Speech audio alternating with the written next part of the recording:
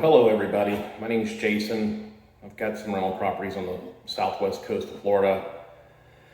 I wanted to start answering some questions. People call me constantly about how to fix things at rental properties. I've been doing landlord-owned rental properties since 1998. The number one thing that any landlord can save money on is HVAC, probably anywhere in the whole country. With the exception of some gas furnace issues, which we don't have here in Florida, you can save a whole lot of money doing simple things yourself and even diagnosing things yourself. You can apply that money that you save on the AC to other things or even diagnosing it yourself. If you're going to call somebody out, you'll have a better idea of what to expect. You can do that in about 5 minutes and have an algorithm of a differential diagnosis of what the problem might be. It's also the number one thing, at least here in Florida, that keeps tenants happy and satisfied, which is kind of important, especially when it's a swamp down here from like the end of June until the third week of October. Especially in August, it's unbearable.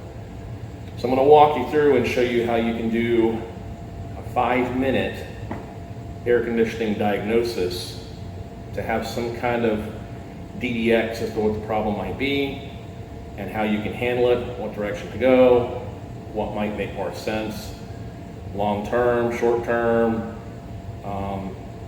and some other tips and tricks that I've learned from being a landlord and also being in the air conditioning industry for as long as I was. I'm no longer doing it retail anymore. I just do it for myself. But I'll show you all the tricks that I've used through the years that helps get me through. It's not as complicated as people think. I mean, most things can be done pretty simply and cheaply. It's a little aggravating because it always happens on a Friday night or Sunday morning, and people get upset about it when they're hot, but these tips can go a long way for you. So I'm going to do this step by step. When you actually learn the steps and the process of doing this, you're going to be 5 minutes in this place and you're going to know what to expect, basically. Okay, the first order of business is to find your air handler or furnace. In Florida, a lot of times they're in a hallway closet or they're in the attic. Kind of sucks when they're in the attic, but find that first and make sure there's a filter in place. Now, this isn't the best filter location design. It's better if it would be up here, so you're not sucking any air around that void there, but I'm probably gonna seal that up. And in air conditioning systems, you've got high voltage and low voltage, and that's the important part. The low voltage is the thermostat. The high voltage is this disconnect, which goes into that disconnect, and inside here, there's a transformer that transforms it down to 24 volts to the thermostat. The thermostat is just a switch. It commands whatever component to turn on. So in this case with cool, it'll turn on the outside condensing unit and the blower motor inside. On heat, on this particular unit, it'll turn on the electric heat strip located inside the air handler and the blower wheel below it to provide the heat. If it's a heat pump, it could turn, depending on the wiring, it turns on the outside condenser, runs it in reverse cycle, and can also turn on the electric heat strip as an auxiliary heat source or an emergency heat source. So you'll see 2 kinds of thermostats. You'll have cool off and heat and cool off heat, emergency heat. Typically the ones that have emergency heat are gonna be on a heat pump only. This is a straight cool system. Although I think the tenant that lived here, he was actually my helper, probably has a heat pump for some reason, so I don't know how that happened, but I'm not really concerned with that right now because it does work. I'm just doing a educational video here for fellow landlords, and this is what you do to diagnose. The first thing you do is walk up to the thermostat and turn the fan portion of it from automatic to on.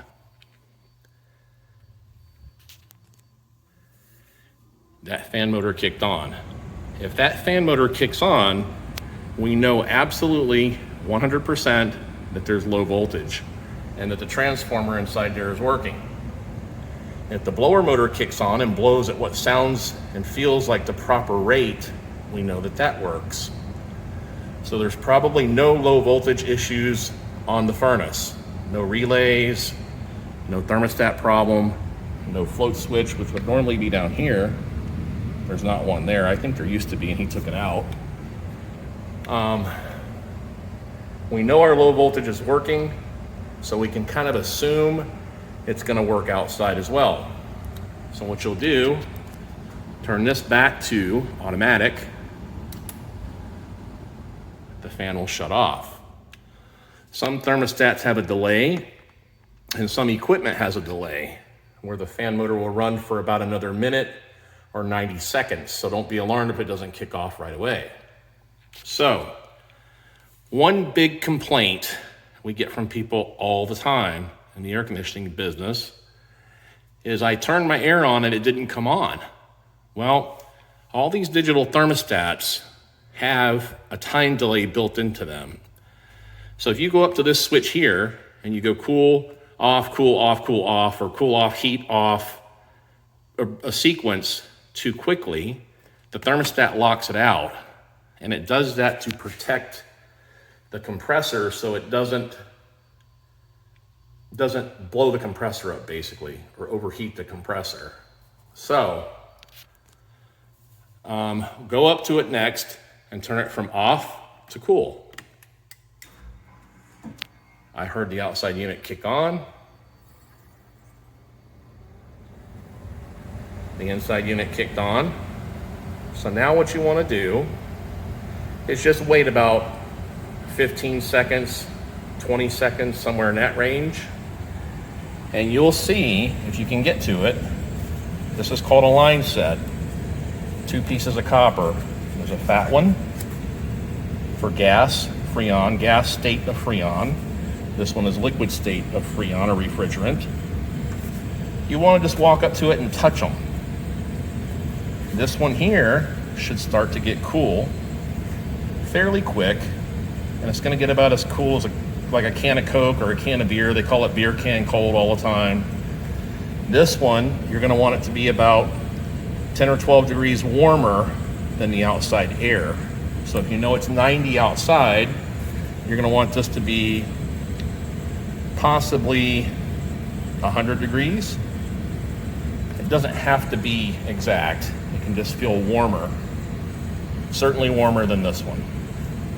If that stays that way for about a minute, you can assume that everything is working properly, functionally. You've got high voltage outside, you got high and low voltage inside.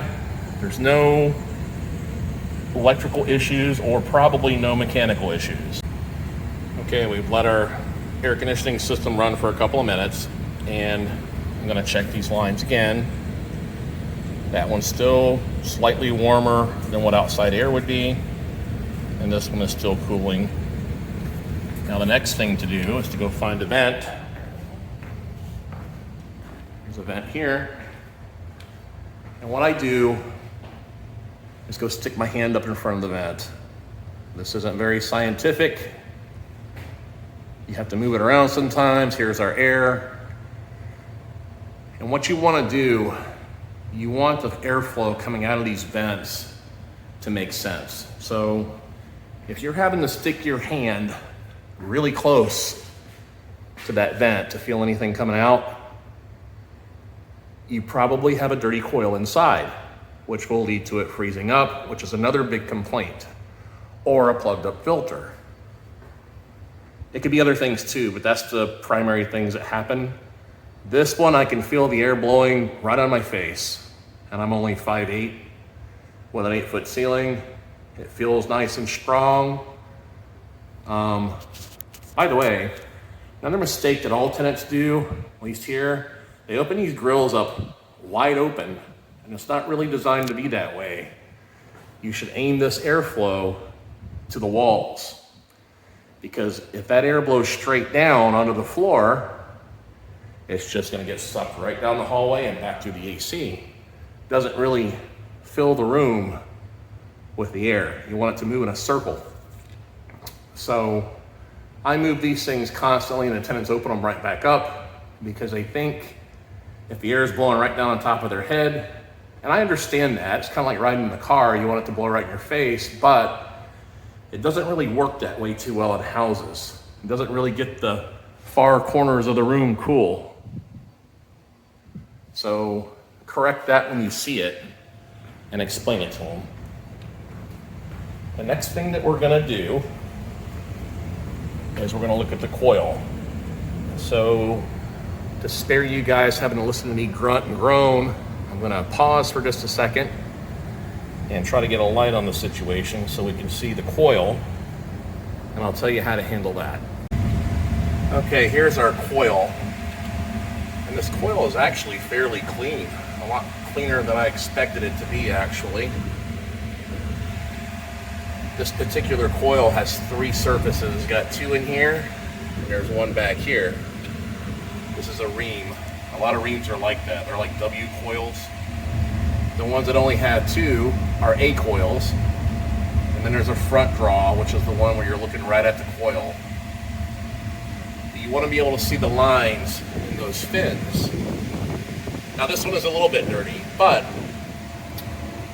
you don't necessarily want to go cleaning a coil when it doesn't need it, because you run the risk of damaging all those fins. And the less cleaners that you use, the better off you are. If you can do it with just water, that's great. I'll do another video at some point on how to clean these in the house and not make a big mess. It's not that big a deal. A lot of people frown on that, but it's really not a problem. If you're careful and you have a good water hose, it's no big deal. Or there's other tools you can use as well. So this thing's been running now for about, 10 minutes or so. Feels like it's cooling off in here. So we'll go check the condenser and I'll tell you what to look for there. Now for a word about air filters. When it comes to air filters, this is what you want to get.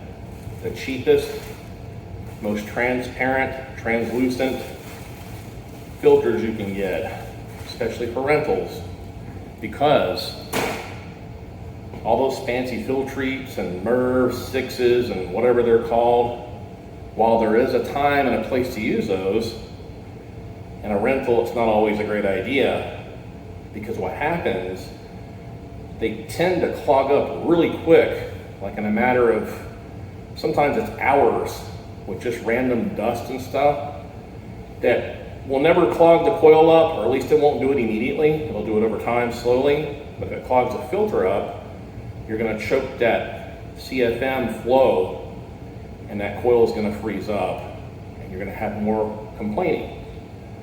It's better to get these, change them every month or every 2 weeks in the summer when it's really working hard, and it's better over time. It's better on the fan motor, it's better on the compressor, you don't have any amp overdraws, anything like that going on. If you're in some ritzy glitzy hotel room or house or hospital room or something like that, yeah, they're gonna have fancy schmancy filters, but they're not necessary. They're not even necessary in regular houses. And a lot of people can go 3 months without changing their filter, even 6 months, because they just don't have dust in these modern homes. A lot of rentals tend to have dirt and dust problems because of kids. Maybe they got a cat or a dog, or what do you call those things? Ferrets. I had a tenant that had a bunch of ferrets one time. They're gonna go through a lot of filters. I don't condone having ferrets, by the way. They made a big mess, but they were rough on the AC. And I've always been in the mindset to solve problems and not give people a chance to complain. With me being able to fix these things on my own, it's been a big advantage for me, and it can be a big advantage for you too. So now we're gonna go out, check the condensing unit. I'll show you what to look for with that. And I might be forgetting a thing or two along the way. If you have any questions about any of this, you can drop it down, give me a comment, leave me a comment. I don't know all this modern lingo with YouTube, like smash the notification bell. And yes, I realize I need a light fixture. I'm just gonna put a new fan in here, that thing's junk. Leave me a comment, ask me the question, anything air conditioning related at all. I'll be happy to answer it for you. It saves you some money. With what I just walked through so far, you know it's probably either a maintenance issue with the drain plugged up, partially plugged up, a slightly dirty coil, or the things I'm going to show you outside. You're probably not looking at a huge bill if you get somebody to fix it for you. But a lot of these things you can do yourself. It's just maintenance stuff that anybody can do. Okay, here we are outside at the condensing unit. I'll get a better shot of it in a minute. The most important thing you could do though, immediately walk over and wave your hand above this fan. Just like this. Kind of all the way around it too. What you're looking for there, if this air is extremely hot or it's not blowing forcefully, like it doesn't make sense. Like here I can feel this probably 30 inches above the fan. If you can't feel it blowing commensurate to the RPMs of the blade with the motor it has, and it feels extremely hot, like hotter than 15, 20 degrees than the outside air, that means the coil around the outside of this is dirty. And I'll show you how to, well, I'm going to show you what it looks like and how to clean that. Well, probably won't show you how to clean it today because this one doesn't need it, but I will in a future video. Okay, this is the condensing coil here. And again, it has fins in it too. And sometimes you can sneak over to one of the sides, look down. Sometimes you can see the sunlight coming through those fins. On this one, I don't seem to be able to. Yeah, this one could probably use a rinsing, but it's not what I would call dirty. And then there's our condensation line drain. And the trick to that is,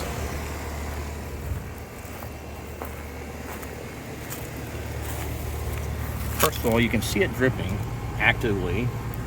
Second of all, the water coming out of here should be relatively cold. When you stick your finger in it, it displaces some of that water, and you should begin to see it refill at a rate that makes sense again. And it is. It's coming up to the top again.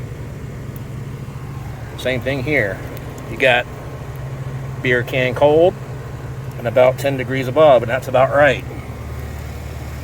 So this unit's running good. I'm going to do some maintenance stuff to it tomorrow, and I will show you guys how to do that in a separate video. In the meantime, you got a little bit of knowledge for your rentals. Okay, quick recap on what we covered today. 1, find your furnace.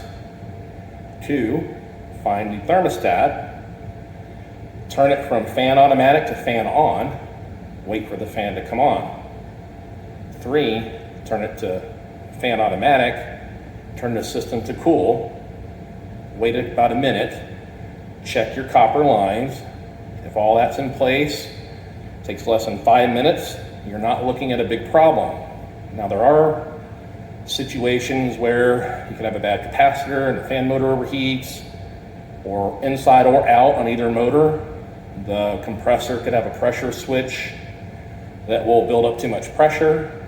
But if any of that exists, and some other weird things too, the thermostat could be bad. It could fall out on you halfway through a cycle. That's really rare, and all those other things are fairly rare as well. So you're probably just looking at a maintenance related situation, or you'll have a baseline of what to expect. So if somebody comes over and says, well, your compressor's bad. Well, it might be. It might have weak valves, but that doesn't mean it's bad that it has to be replaced. That means stretch it a little further, if it makes sense. Find a reputable guy to diagnose that for you. But at least you'll know what you're walking into. There's way too many times where you go into places and there's a bad or a pop breaker, or even a bad breaker. You just replace the breaker, turn it back on, everything's fine. But some people, unscrupulous people, will sell a new system for that. And when you're a landlord and things are so expensive, it's not much fun to deal with that right now. So use these tools or tips or whatever as you may and save yourself some money, because it'll go down the road, or it'll pay off down the road tenfold over the course of many years. Use that money you save for outside painting, landscaping, getting the roof done, things like that you really can't do on your own or don't want to. It's the technical things like this where you're going to save the money. So my name's Jason. Thanks for watching. Feel free to subscribe to my channel. I'll have more things coming, and I'm looking forward to seeing you guys again real soon.